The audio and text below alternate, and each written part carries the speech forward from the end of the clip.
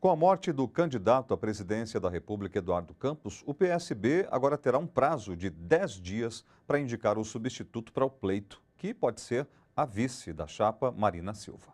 De acordo com a Justiça Eleitoral, o partido tem a prerrogativa de substituir o candidato até 20 dias antes da eleição, em casos de cancelamento do registro, cassação ou falecimento do candidato. O prazo para a substituição é de 10 dias. O PSB terá de observar as regras do seu estatuto para definir o novo candidato, que na ordem direta seria a vice da chapa Marina Silva. Mas a legislação eleitoral também abre precedência para que a escolha seja feita dentro da coligação da candidatura, com decisão da executiva e de todos os partidos coligados. A escolha do PSB não deve demorar, porque nesta terça-feira começa o horário eleitoral na TV e rádio. Aqui nos estúdios do seu jornal, nós temos a presença do Victor Marchetti, que é cientista político, mestre e doutor em ciências sociais, que está comentando as mudanças que começam a se desenhar com a morte precoce do candidato à presidência da República, Eduardo Campos. Vitor, no primeiro bloco você comentou a respeito da perda política que representa um jovem promissor como Eduardo Campos. E agora eu te pergunto, como é que fica o cenário político, como é que mexe com a eleição presidencial, quais são as possibilidades agora para o PSB? Olha, o cenário eleitoral nesse momento não podia ser mais incerto, né? Porque o que a gente tinha sendo desenhado para as eleições desse ano era uma dificuldade muito grande do Campos conquistar o voto, né?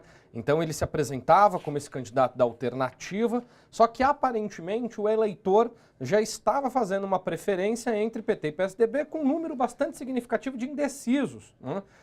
Ele também era um candidato pouco conhecido e ainda havia um potencial de crescimento. Mas já tínhamos alguns colegas dizendo que talvez a gente tivesse o voto útil já no primeiro turno, ou seja, o eleitor faria já o cálculo entre Aécio e Dilma num primeiro turno, reduzindo as chances do Campos. Para onde vai esse eleitor do Campos e para onde vai aquele eleitor indeciso, que era um eleitor potencialmente um eleitor do Campos, é a grande incógnita. Porque eu não diria que neste momento é bastante provável que a Marina assuma a essa candidatura, mas ela não é certa ainda. Porque a relação da Marina Silva com o PSB não é uma relação tranquila, não era o plano A da Marina, né? O plano A da Marina era fundar a rede, né? Já tivemos momentos de desacordos bastante profundos e graves da Marina com o PSB.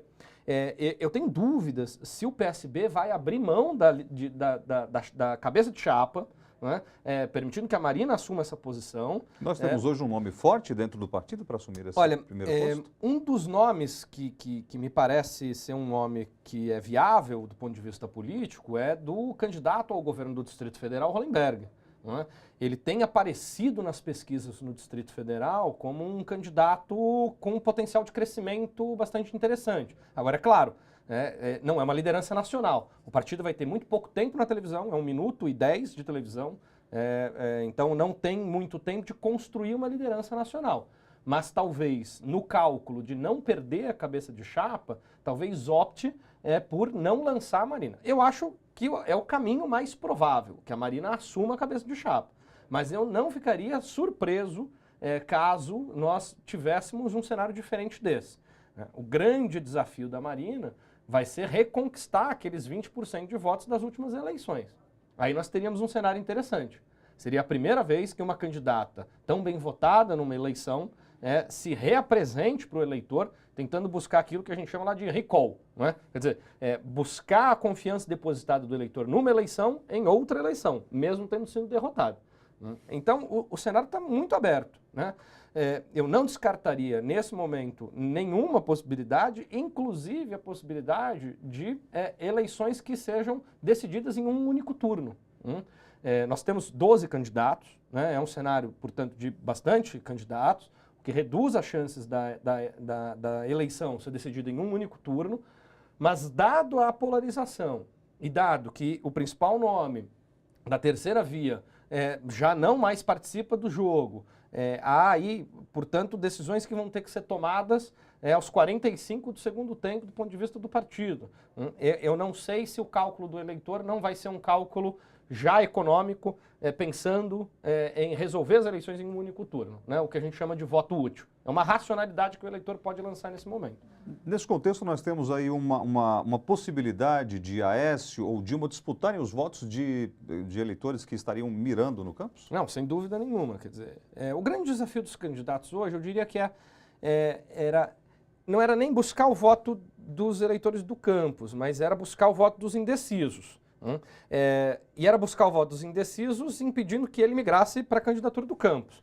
Então, quer dizer, o desafio continua o mesmo, o desafio dos dois candidatos continua o mesmo. Convencer o eleitor que ou se apresente como uma alternativa viável, que é a candidatura do Aécio, ou uma candidatura que diga, olha, nós teremos mudanças importantes e tal, mas este programa de governo continua e não pode ser mexido. É o desafio tanto de Dilma como de Aécio, de convencer o indeciso, não necessariamente o eleitor de campus. O que a gente não consegue medir são algumas irracionalidades que vão estar presentes muito fortemente nessas eleições. E que irracionalidade é essa? O efeito da simpatia que isso pode gerar pelo eleitor diante de uma catástrofe. Quer dizer, é uma irracionalidade que a gente não tem como medir neste momento. Né? É a perda de uma liderança, há um momento de comoção. Se Marina ou uma outra alternativa aparecer, como eles vão lidar com isso? Como eles vão lidar com a imagem do candidato que faleceu? Quer dizer, como vão lidar com a tragédia? Como lidando aí de modo mais pragmático, mas como o cenário vai ser explorado, de alguma forma, na política. Esse cenário, ele pode ser de curto prazo, essa duração dessa dificuldade nesse momento de resolução para o PSB? Daqui para frente as coisas não podem começar a se agilizar melhor? O problema é que ele tem aí um prazo curto para decidir, né? A reportagem levanta, são os 10 dias, mas tem um ponto aí importante que é o início da campanha na televisão. Né? Se você busca um candidato que não é muito conhecido da população, você não pode usar esses 10 dias e perder alguns dias de campanha na televisão. Né? Se é a Marina, eles já saem de um outro patamar.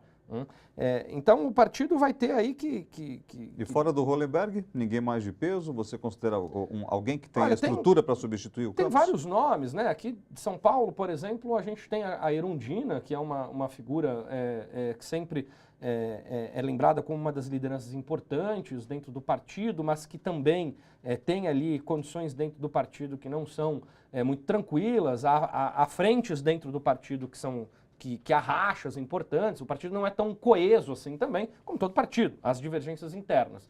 Mas há outras lideranças que certamente podem aparecer aí como possíveis candidatos. Tá certo. Victor, nós queremos agradecer muito sua presença aqui, Obrigado. suas explicações, esperamos você outras vezes. Obrigado.